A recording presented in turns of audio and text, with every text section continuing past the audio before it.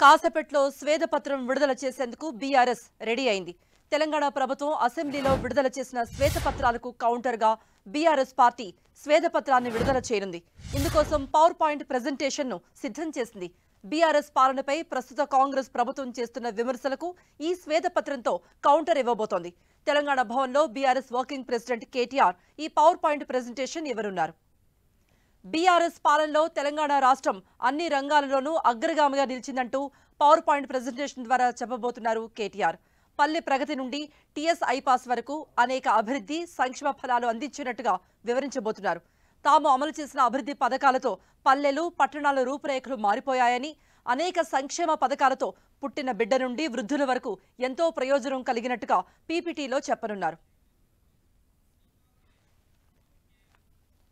మరిన్ని అప్డేట్స్ ఇవ్వడానికి లైవ్ లో జాయిన్ అవుతున్నారు మా ప్రతినిధి శ్రీకాంత్. ఏ సమయానికి శ్వేతపత్రం విడుదల చేయబోతున్నారు కేటీఆర్? అలాగే ఇంకెవరెవరు నాయకులు కేటీఆర్ తో ఉన్నారు?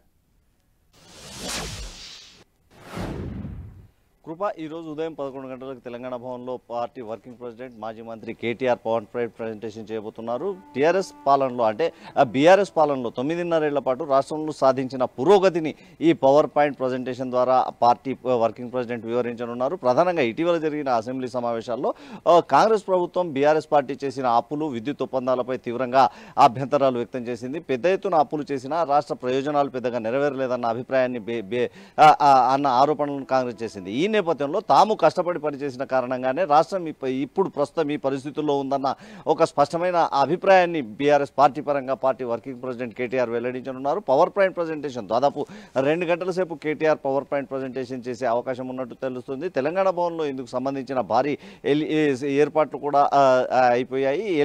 భారీ ఎల్ఈడి స్క్రీన్ ఏర్పాటు చేశారు. 11 గంటలకు కేటీఆర్ పవర్ పాయింట్ ప్రజెంటేషన్ మొదలు పెట్టనున్నారు. దాదాపు 2 గంటల పాటు జరిగే ఈ సమావేశంలో రాష్ట్రం అన్ని రంగాల్లో సాధించిన పురోగతిని కేటీఆర్ వివరించనున్నారు. ప్రధానంగా ఆర్థిక, విద్యుత్ రంగాలపైతో పాటు సాగునీరు, వ్యవసాయ రంగంపై కూడా దృష్టి పెట్టనున్నారు. సాగునీటి ప్రాజెక్టులను నిర్మించడంతో రాష్ట్రంలోని పలు జిల్లాల్లో పూర్తిగా వ్యవసాయం పెద్ద ఎత్తున సాగుబడిలోకి వచ్చిందని, సాగు దిగుబడి కూడా పెద్ద ఎత్తున పెరిగిందన్న, ఈ కారణంగా రైతుల జీవితాలు మారిపోయాయని, తాము అమలు చేసిన సంక్షేమ పథకాల ద్వారా ఎంతో మందికి లబ్ధి చేకూరుతుందన్న విషయాలను పూర్తిగా వివరించనున్నారు. దీంతోపాటు రాష్ట్ర ఆర్థిక పురోగతి అంటే రాష్ట్రంలో వ్యక్తిగత ఆదాయం పెంపుదలకు తమ ప్రభుత్వం చేపట్టిన సగటు ఆదాయం ఎంతో పెరిగిందన్న అంటే వాదనను బీఆర్ఎస్ ఎన్నికలకు ముందు నుంచే చేస్తుంది. ఎందుకు, ఎలా పెరిగింది, గ్రామ స్థాయి నుంచి అంటే పట్టణ స్థాయి వరకు కూడా తాము ఎలాంటి పనులు చేపట్టామన్న అంశాలపై కేటీఆర్ 2 గంటల పాటు ఈ పవర్ పాయింట్ ప్రజెంటేషన్ చేసే అవకాశం ఉంటుంది. ఈ పవర్ పాయింట్ ప్రజెంటేషన్లో